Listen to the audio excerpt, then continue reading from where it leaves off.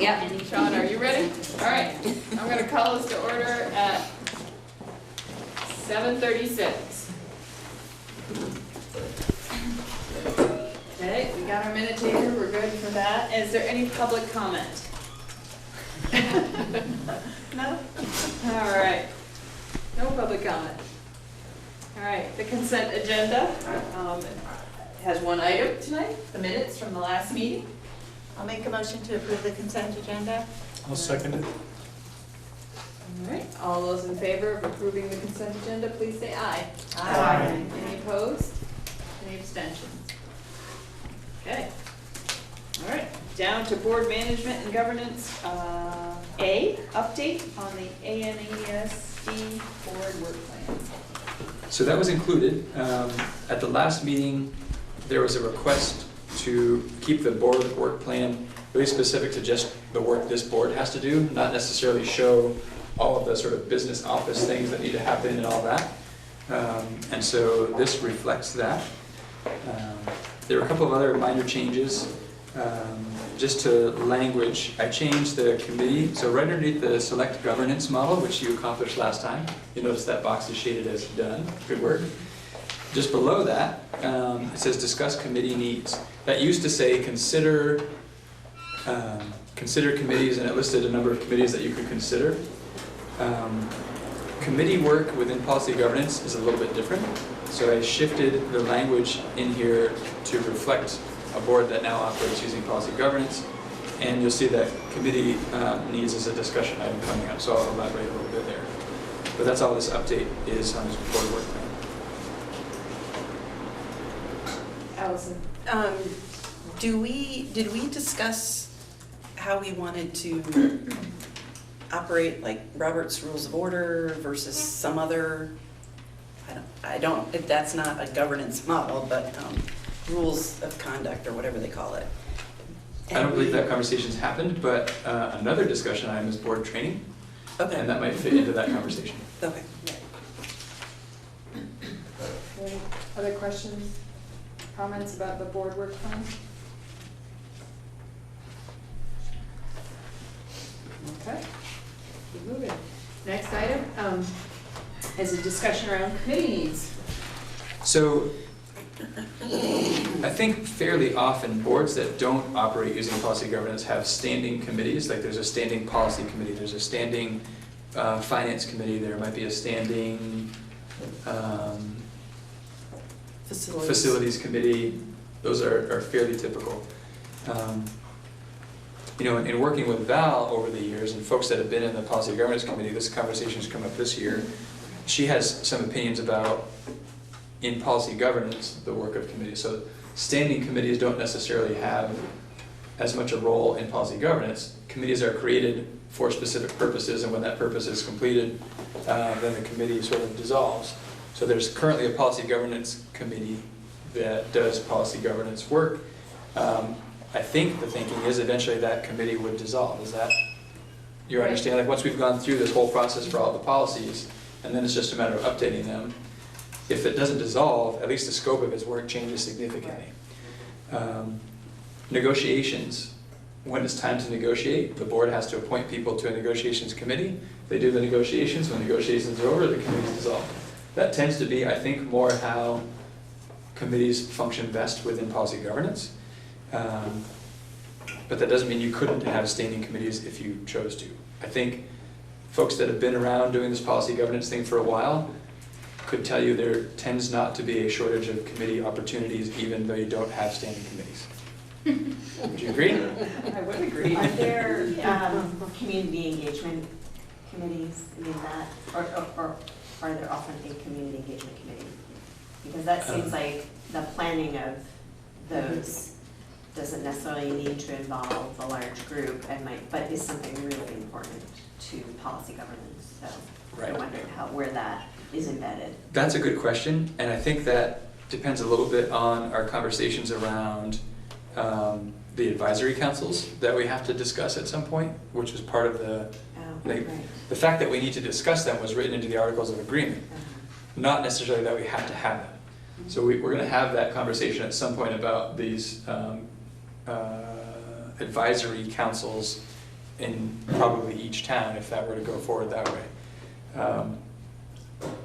And so that may influence our thinking about whether we have a standing committee, or do representatives from this group go to each of those advisory councils and that becomes sort of a standing committee-like thing that report back to this group. I think it becomes part of that conversation. Is that in our transition plan to talk about those? It is under Yeah. prior to operation, the top right-hand corner, decide whether to establish advisory councils for school level parental input and engagement. And it says parental, but it could be community, but not necessarily just for parents. And there's some guidance that has come out recently that I haven't had a chance to review yet, but I know it exists, from the AOE on advisory councils like that. So we can review that when we get to that conversation. Any other questions? Allison? When we were talking at the last meeting with Val and Harry, I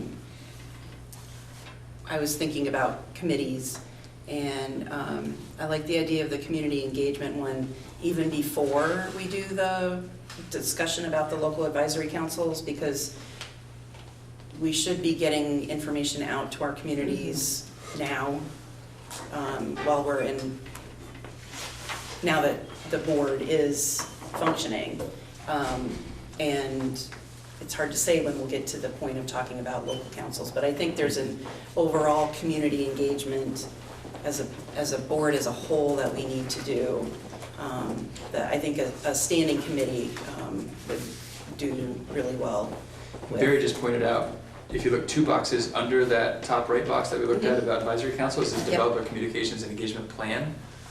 So really to think about a plan, so sort of write the plan, work the plan, which may or may not include standing committees or advisory councils or anything else that comes up.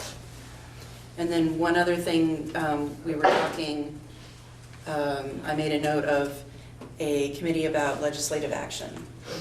Yeah. I don't know if that would be a standing committee or if we would make it a committee at the time that the legislature went into session and took a break when they take a break, if they take a break.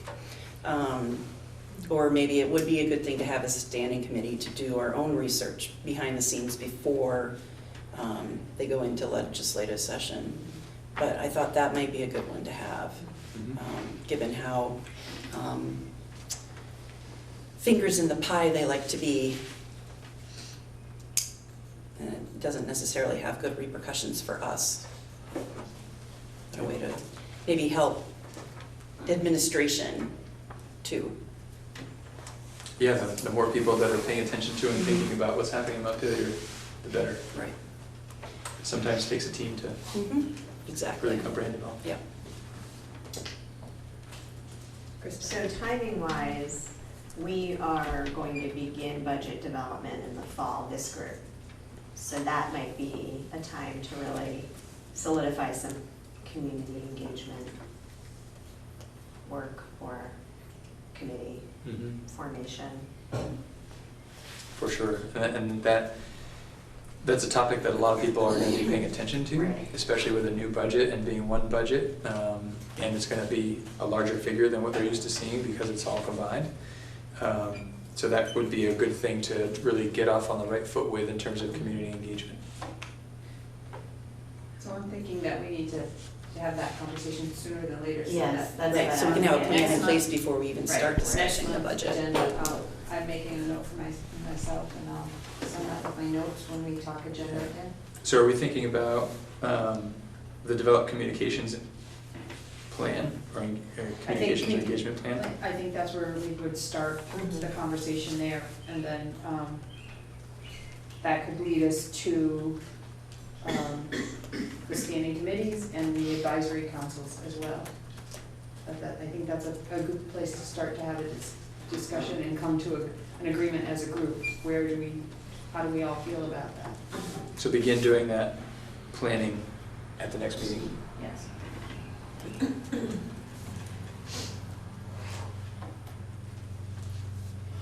other questions or comments? All right, we'll move down to the discussion on board training. So I have built into the work plan some ideas I have about training that I would recommend for a new board that's forming, even though a number of you have been on boards before. And these are, and I'm playing phone tag right now with Nicole Mace from the VSBA to talk more about the trainings that are offered and how that might all work for us. What I understand to be true now, and Nicole will either confirm or not this thinking, there's a 4-hour training about board roles and responsibilities. So that to me seems to make sense in a retreat format. Like we need, and I think there are a couple ways to go about this. Board members a board I should say, can get training by individuals going out to different places to get the same training. Or, what I'm thinking makes better sense is if we can bring somebody to this board, so this board gets trained together as a unit, which I think has a lot of advantages. That's the conversation I'm going to have with Nicole. What I believe to be true is we could bring somebody to this board. I won't even say ANESD because we don't know if that's what it's going to be. That's another agenda item. But we could bring somebody to this board to provide that training so we can all have a Q&A together, develop a common understanding that way. Because that training is 4 hours, that probably needs to happen at a retreat date. The two others are budget development training, which I think would be good, and folks that have developed budgets in the past, I think it might be a good refresher, maybe give you a different lens. And I believe that's a 2-hour training. And the legal and ethical operations training is also a 2-hour training. Beyond that, I think having Val come, and I've talked with Val to see if it's something she'd be interested and willing and able to do, but to have Val come and do a policy governance training in addition. And I talked to her about these other ideas that I had about trainings, and did she see any potential conflict? And she said no, that they would dovetail pretty well. So Val thinks that an hour and a half would be sufficient for what she needs. And that training, I don't think is reflected on this plan. So I guess what I was curious to know from this board, if that direction sounds good, and I can sort of continue down that path and trying to get things coordinated, and I'll be in touch with Dawn to do some of that work as well, or if there were different thoughts and ideas about how to go forward.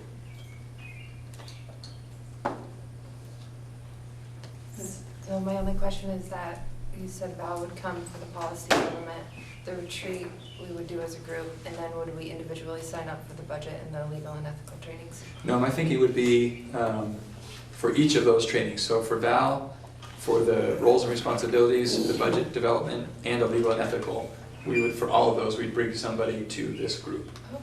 It would just be over the course of several different meetings over time. You know, the 2 hours, if we could commit to it, we might be able to do as a significant portion of a regular meeting. Since it's on our work plan, we'd be checking things off, and that always feels good still.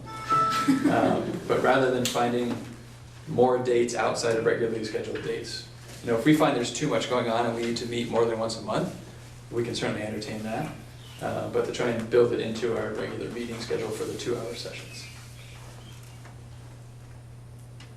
Anyone else? Unless you want an all-dayer, and we could just get it all done, but that would be quite a day. But it's an option.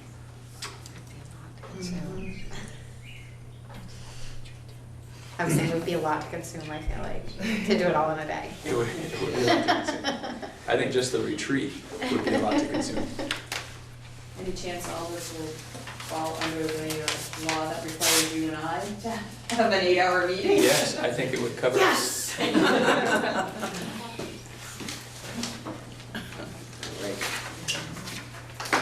right, so probably we should segue into the next choose a retreat date.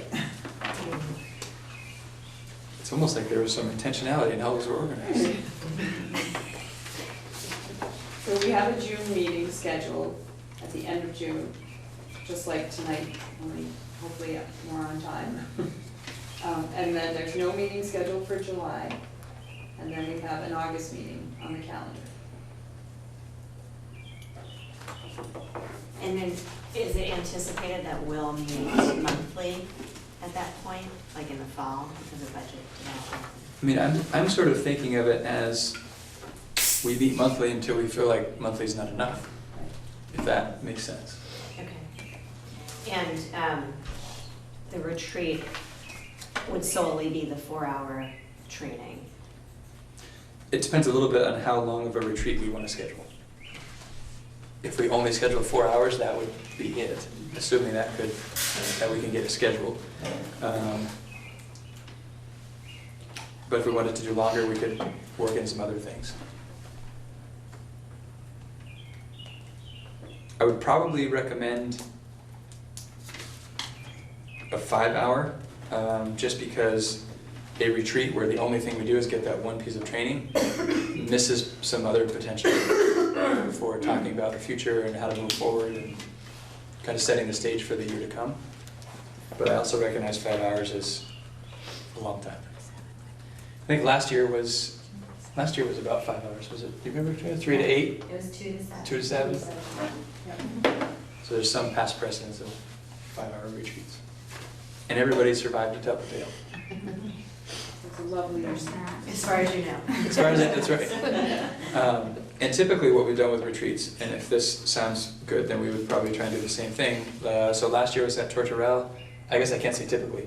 The one time I've been here at a retreat, it was at Tortorella, right? I don't know what past times have been. Has it been? So past And obviously last year was the best, but before. Last year was the first time we had a carousel board retreat. Right. Okay. Otherwise, Usually With everybody. individual. At Don's house. Right, I've seen Don's that in the house, minutes. I certainly liked having everybody together. Yeah, it was That was helpful helpful. to have that conversation, so it's not happening 6 times, the same questions. It's helpful to hear all the information and hear other people's thoughts, because maybe they trigger something that you hadn't thought about just by hearing another person's question. So, And there's no reason why, I mean, again, this training, even for folks that have been on boards for a while, doesn't do any harm to kind of hear that again and think more about roles and responsibilities. So we could do one combined retreat with everybody again. So is it possible to put out a doodle poll with, For sure. a couple of different questions? Yep. Allison? So the 822 meeting is a regular carousel, same as we've done tonight kind of thing. So if we did a board retreat in August, say, it would be in addition to the 822.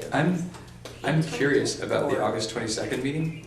Right. That's not how we did it Um, last year. We replaced the Okay, August Right. meeting Right. with Yep. the. So I think a retreat would probably take the place of that. okay. And talking with Karen, that might have been just sort of an A placeholder. inadvertent carry forward of Yeah. meeting schedule, Mhm. sort of unintentionally getting that August 22nd date. So we can work on putting a doodle poll out for retreat dates. Does that make sense? For all boards? Are we only scheduled through August, correct, for meetings? And we don't have anything scheduled in July. So basically we have June. I'm just making sure I have all of them. Yeah. So we have June and then a retreat date is really what it'll probably turn out to be. Right, and then at the retreat date, then that's when we'll set for, that's typically when we look at board work plan again. We'll be able to, the other boards will look at a work plan again and move forward with their course of action, the way they're gonna go about the year. Allison? And I'd like just to say that I think having the board rules and responsibilities training as part of the entire carousel training would go a long way possibly in alleviating some current board members' fears about loss of local control and community input, community engagement. And I think this would go a long way to helping alleviate those concerns. So I like that idea.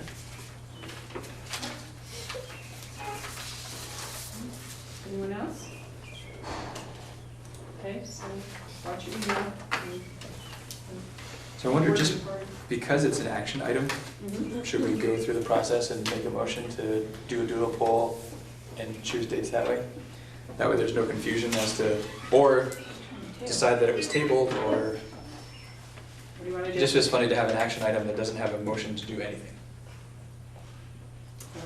I make a motion that the superintendent and his staff create a doodle poll to determine possible dates for a retreat for this board with all of the other boards.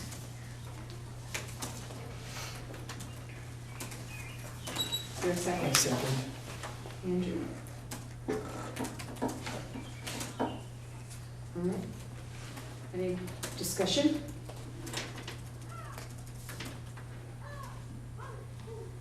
All right. All those in favor of directing the superintendent and his staff to, we'll do his staff piece, to create a Drupa poll for dates for this board and all boards to attend a retreat, please say aye. Aye. Any opposed? Any abstentions? Who seconded that? I'm sorry. Andrew. Thank you.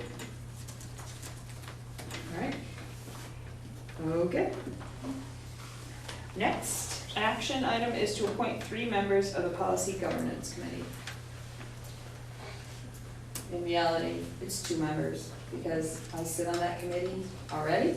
I'm happy to continue sitting, wearing yet another hat, that's fine. So more could join, be appointed to that, or could attend, but I think we need additional members. Can we get a reminder of how often the Policy Governance Committee is currently meeting? They meet once a month at this point, and it's typically 7 to 9.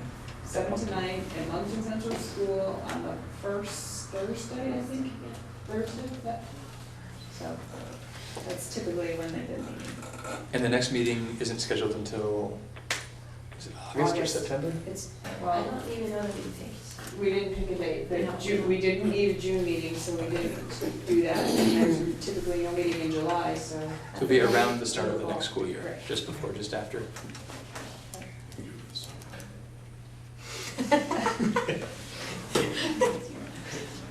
Volunteer?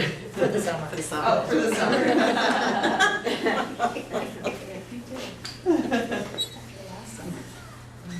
I would just highlight that the greatest benefit, I think, to the policy governance group, it's it's a really great group and it's very productive.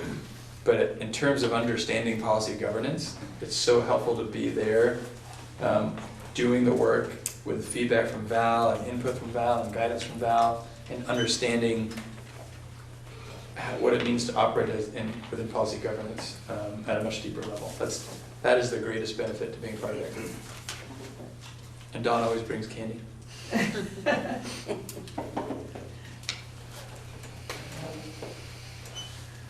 Nobody wants to volunteer?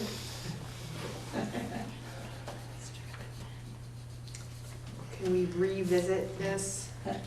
Liz? Yeah, I'll volunteer as one person, but I know they need more. Megan. Yes, I know, when I said we should come next month, I need to check my Oh, because I'm. school calendar for next year, so I haven't looked at that yet. Thursdays may not work for me, or I would be happy to volunteer, but I would not be able to commit until our next meeting in June, is all. So I don't want to fully. We can, you can always attend the meetings and just sit in and listen kind of Yeah. thing, and then That we can would take make action sense. at the next meeting if that's what people want to do. So want to table this till the I next. might recommend taking action on the one that you might have right now while you can get it. Well, we could do that. Right, because what you're on, like that's. If somebody's willing to Minute. make a quick motion. I'm willing to volunteer to be on that, to do that. And If maybe you I have could two add that table. the schedule might change with new people, so it's Right. like night of the week, then we have a first date. Oh, because that hasn't been scheduled. No. Right. So. I'll make a motion to appoint Liz Sayer and Allison Sturdivant to the PGC committee. I'll second that. And Dawn, yes. sorry. Yes. All right. Second. Third, all right. Any further discussion? All right. All those in favor of appointing Liz, Allison, and myself to the Policy Governance Committee, please say aye. Aye. Any opposed? Any abstentions? All right. There's always room for more, right? There are always room for more. Do not turn anyone away at the door. All right, now we're down to choose a name for the district. Patrick's favorite subject. Yay. We'll know what to call it. So we, Liz Sayer and Jen Stanley and I met on May 9th to go over the first round of our results from our Survey Monkey. Unfortunately, we only got about 89 responses from our first round, and that round was, you know, what would you like the name to be? We did get a lot of great responses, and we elicited a lot of information, which is what we were hoping to get. But we decided right away that we needed another Survey Monkey.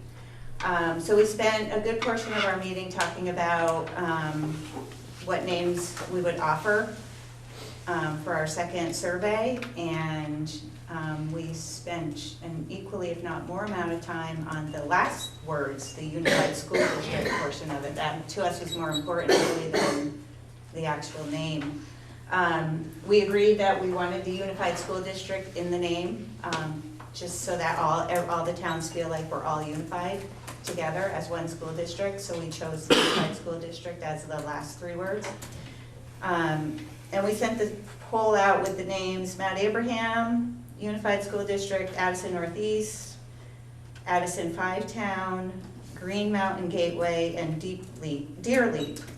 Again, all unified school districts. And we got 589 responses. We were thrilled with this.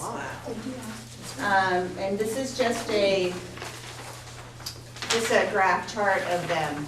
You'll see that the two top names chosen were Mount Abraham Unified School District and Addison Northeast Unified School District. The bar chart is dead even. So many people, that's crazy. Yeah. The bar chart was even, but the votes, Addison Northeast Unified School District took the vote by three votes. So it's such a Recount. very slim margin, I know. And this includes, like, I got a bunch of phone calls and email messages and stuff, so we've included everything in this one bar graph. Because it's such a slim, Liz and Jen and I as a committee agreed that we weren't gonna have another meeting to go over this, and we agreed that we would recommend the name with the most votes. However, in light of this very slim margin, we're wondering if the board has any input on either of those top two names as being our new name for the school district, or even Patrick, if you have any comments that you'd like to share about it.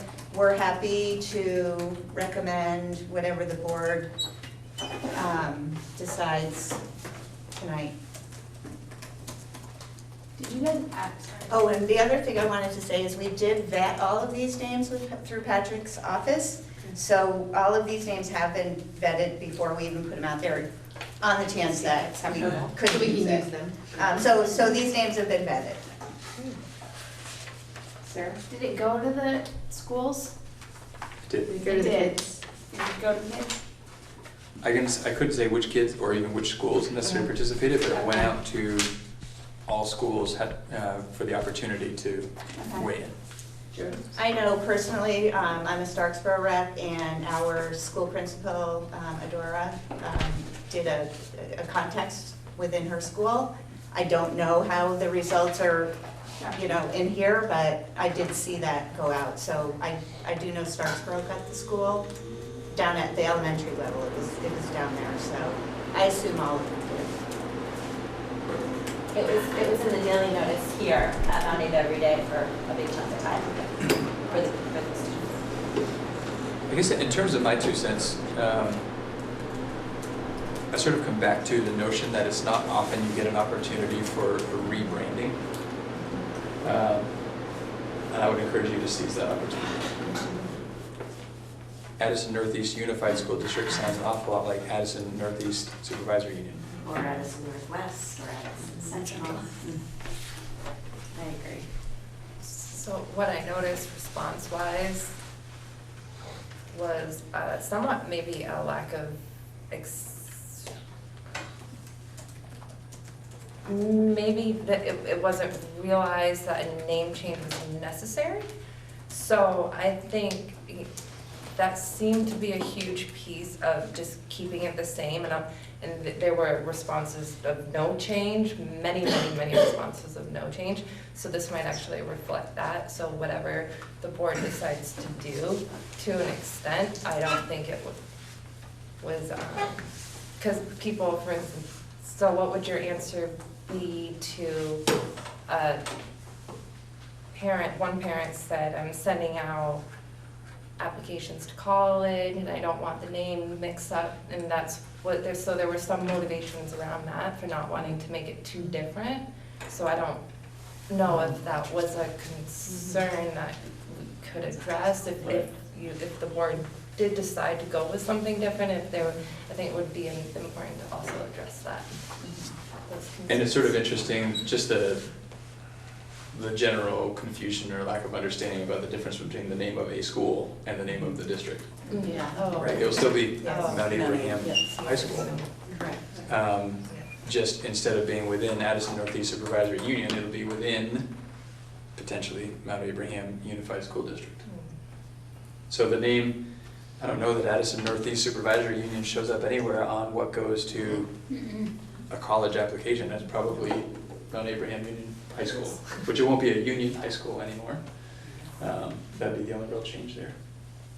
Because the union implies that they're coming from multiple districts.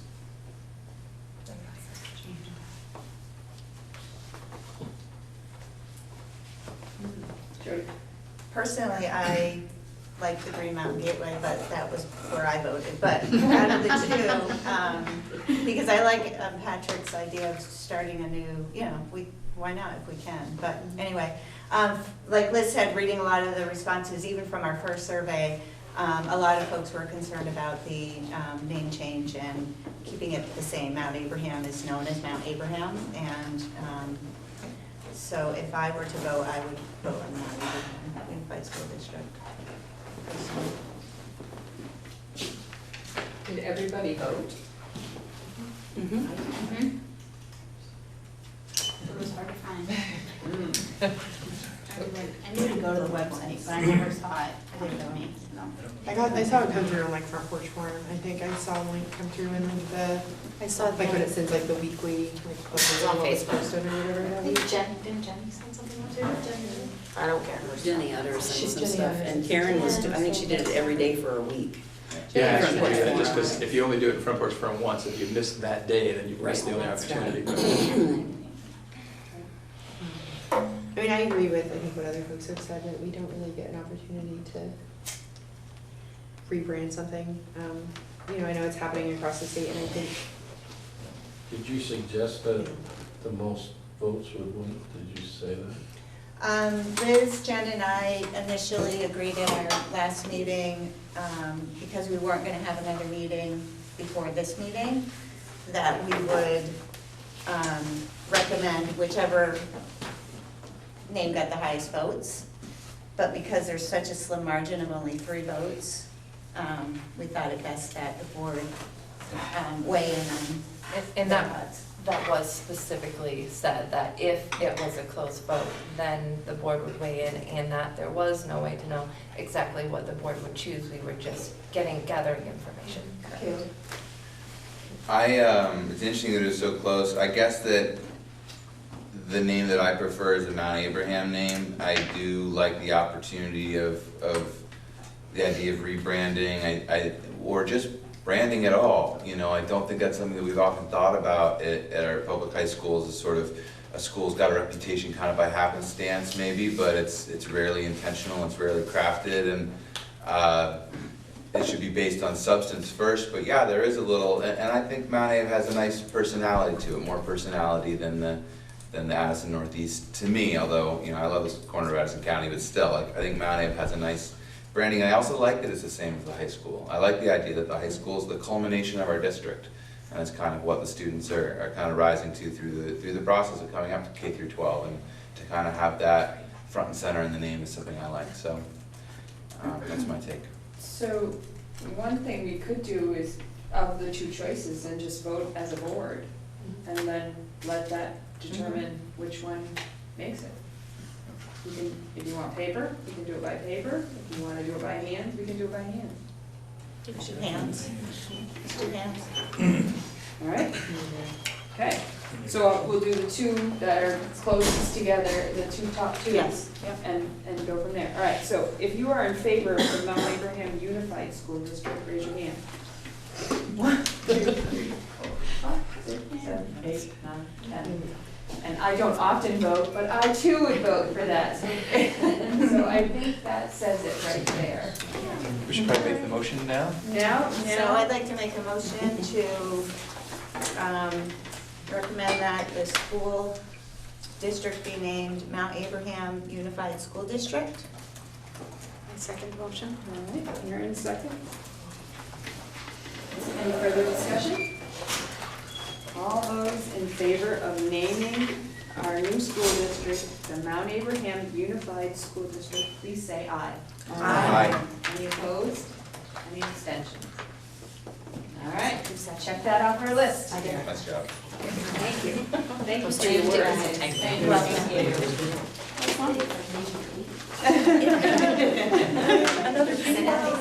Yeah, there you go. All right.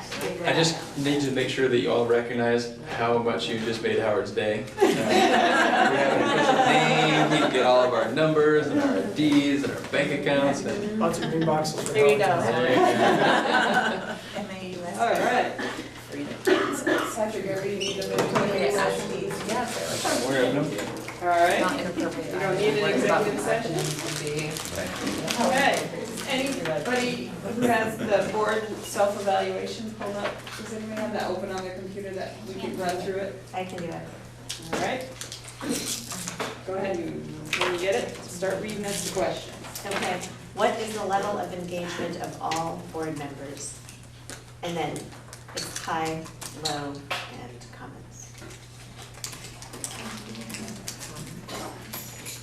Hi. Was the agenda, oh, was everybody? Yes. Any comments?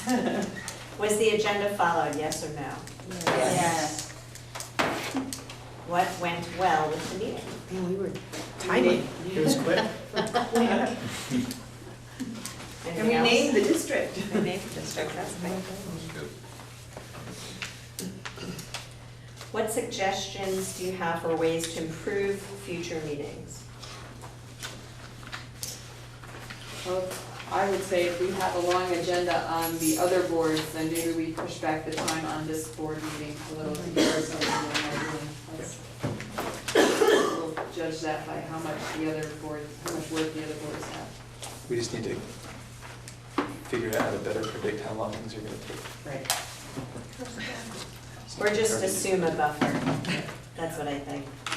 Assume a buffer. That's it?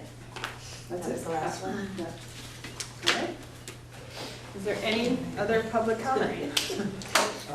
Yes, Sean. I have a suggestion on whether the weight of the Survey Monkey after the meeting, if we could like hold it off till after, and then I can just turn off the camera, or is it necessary for the public to be watching you guys evaluate, because it's a self-evaluation. Oh, for the board, right. It's only 5 minutes, but so, but let me think about it.